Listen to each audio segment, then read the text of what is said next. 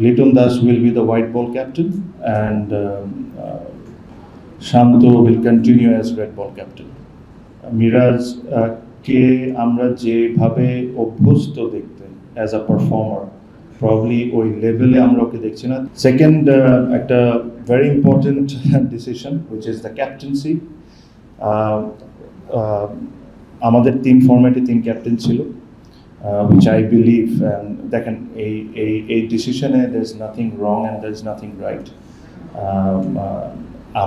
আমি বিশ্বাস করি that we should have two captains, and the board believes we should have two captains, white ball and a red ball captain. এটা বলার আগে we have decided যে আমরা দুইটা ক্যাপ্টেন ঘোষণা করব, দুইটা ক্যাপ্টেনই রাখবো। আর Liton Das will be the white ball captain, and Shanto will continue as red ball captain. The vice captain of the white ball will be Tawhid Hridoy, and the vice captain of red ball remains as it is. এটা বলার সাথে সাথে এটা বলাটা খুবই জরুরি, Miraj was an exceptionally successful captain. আপনি যদি লাস্ট 5টা সিরিজ যদি দেখেন, 4টা সিরিজ সে জিতেছে, he has done well. But I have always believed Miraz as a cricketer for Bangladesh is more important than anything.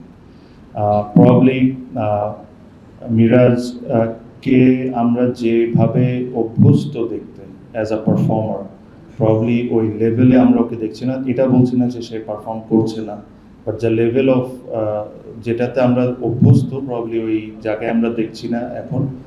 Especially with his batting, I think he's still doing the bowling part quite well. But as soon as he's back in his full rhythm, Bangladesh will win a lot of games. And এটাতে আমরা absolutely clear থাকতে চাই।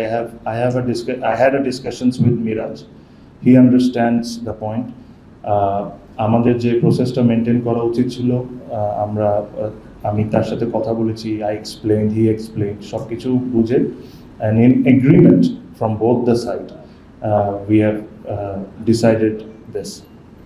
Again, I have full respect for Miraz, and Miraz in the coming years might get the leadership opportunity again. I'm pretty sure he might get the leadership opportunity again. So বাংলাদেশের টিমের পক্ষ থেকে, বাংলাদেশের cricket বোর্ডের পক্ষ থেকে, the service that he has given for a limited time for as a captain, আমরা এটাকে খুব অ্যাপ্রিশিয়েট করি, and whatever capacity he has given it all, and we have only love and respect towards him. And going forward, the new white ball captain and the যে test captain আছে, we wish them very well. এখানে তিনটা ক্যাপ্টেনের একটা বড় concern, যেটা আপনারা recent টাইমসে দেখেছেন, যে কারণে আমি তিন ক্যাপ্টেনের পক্ষে না, বেসিক্যালি দেখেন রিসেন্ট টাইমসে যে একটা ইনজুরিজ হয়েছে, অনেকগুলো ফাস্ট বোলার্স ইনজুরি হয়েছে। এখন যখন আপনার তিনটা ক্যাপ্টেন থাকবে, প্রতিটা ক্যাপ্টেন তার ফরম্যাটে কিন্তু চাইবে তার বেস্ট পেস বোলারকে খেলাইতে, সে ওটা ডিমান্ড করে, সেটা চায়। সো এইসব ধরনের অনেক ইস্যুসই ফেস করতে হয় when you have 3 different captains. Now when you have a white ball and a red ball captain, I think they can plan according to it and then go further. After Zimbabwe, আমার সাথে পুরো coaching staff plus all প্লেয়ার্সের সাথে meeting হয়েছে। আমি তাদেরকে একটাই message দিয়েছি আমাদের বোর্ডের পক্ষ থেকে, যে you should have a 6 months plan, যে 6 মাসে আজকে এখান থেকে কোন জায়গায় বাংলাদেশ ক্রিকেট টিম থাকতে হবে, এই জায়গায় এই পুরো একটা প্ল্যান রেডি করে আমাদেরকে দেওয়া। এটা আমাদের বোর্ডের সাথে ওটা অ্যালাইন থাকতে হবে, বিকজ বিগত অনেক সময় বোর্ড আর প্লেয়ার্সদের মধ্যে সামহাও একটা ডিস্টেন্স থাকতো। সো যে প্ল্যানটা বাংলাদেশ ক্রিকেট টিম করবে, ওই প্ল্যানটা ক্রিকেট বোর্ডকেও বিশ্বাস করতে হবে, আর ওভাবেই করবো। আদারওয়াইজ এক সিরিজ জিতলে will celebrate like anything, we'll probably give them bonuses and everything. The second series if they lose, তাদেরকে আমরা ডেকে এসব প্রশ্ন করা, এটার পক্ষে আমি না। আমার কাছে মনে হয় যে 6 মাসের একটা প্ল্যান থাকতে হবে, they will present যেটা ওরা বলেছে, and then we'll work towards it. After 6 months we're going to review যে কতটুকু অ্যাচিভ হয়েছে না হয়েছে। সো বেসিক্যালি এইসবই এইসবই জিনিস ছিল। আর কোচিংয়ের আমি জানি এটার কোয়েশ্চেন আসবে, এই কারণে আমি আগেই আপনাদেরকে ক্লিয়ার করি। স্পেশালি যে আপনারা জানেন যে জেলা বিভাগের কোচগুলার প্রসেস বা এসব নিয়ে অনেকেরই অনেক কথা আছে। আপনারা জানেন যে আমাদের বোর্ড মিটিং ছিল, কিছু কিছু গুরুত্বপূর্ণ ডিসিশন আমরা নিয়েছি। তাতে সবচেয়ে বড় আর যেটা আমি মনে করি যে বাংলাদেশ ক্রিকেটের জন্য সবচেয়ে significant decision, probably for long time, which is we have agreed and board has agreed that we are going to start building the excellence center soon. So আমরা এটা আজকে অ্যাপ্রুভাল পেয়েছি, আমরা এক্সেলেন্স সেন্টারের কাজ খুব দ্রুত শুরু করে দিব। আর এটার যেহেতু আপনারা জানেন যে এখানে আমরা আসার আগে কয়েক বছর আগে পপুলাস এটা ডিজাইন করেছিলেন। পপুলাসের সাথে লাস্ট 22 তারিখে ওনাদেরকে ইনভাইট করা হয়েছিল, ওনাদেরকে ইনভাইট করে একটা মিটিংও করা হয়েছে। সো ওনাদের সাথে একটা আলোচনার মাধ্যমে ওনাদের যে ডিজাইনটা এখন এক্সেলেন্স সেন্টার প্লাস স্টেডিয়ামের আছে, ওই ডিজাইনের কিছু চেঞ্জেস, কারণ আমি এই কথাটা আরেকটা প্রেস কনফারেন্সেও বলেছিলাম যে প্রবলি যে এক্সেলেন্স সেন্টারের স্বপ্ন আমি দেখি বা আমাদের ক্রিকেট বোর্ডটা দেখে, প্রবলি ওই ডিজাইনটা ওটার সাথে ম্যাচ করে না। তো আমরা পপুলাসকে রিকোয়েস্ট করেছি যে এটাকে রিডিজাইন করতে। ওদের সাথে একটা $9 লাখ পেমেন্ট পেন্ডিং আছে, ওই পেমেন্ট নিয়েও একটা আলোচনা হয়েছে। সো আশা করি এই ডিজাইন পাওয়ার পর আমরা পরবর্তী যে ডিসিশন আমরা ওই ডিসিশনটা নিব। But the board has agreed that বিসিবির ফান্ড আমরা ইউজ করে আমরা এই এক্সেলেন্স সেন্টারটা কমপ্লিট করে ফেলবো।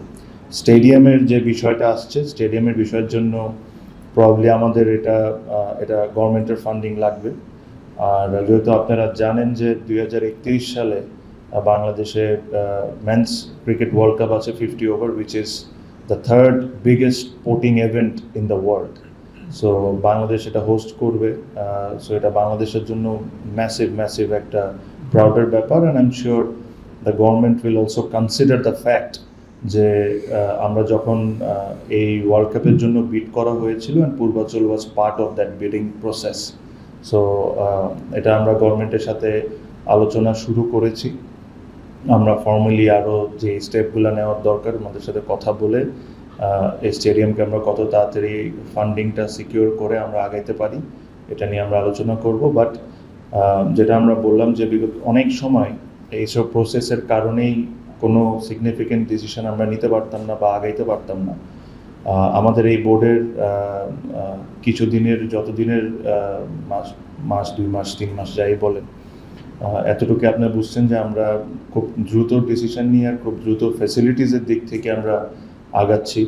সো এই cricket excellence centre of centre of excellence যাই বলেন না কেন, এটা যদি আমরা আমাদের প্ল্যান হিসাবে পুরোপুরিভাবে করে দিতে পারি, which I think should be completed in next 3 years, 2.5 years to 3 years, এই পুরো জিনিসটা including BCB office and everything.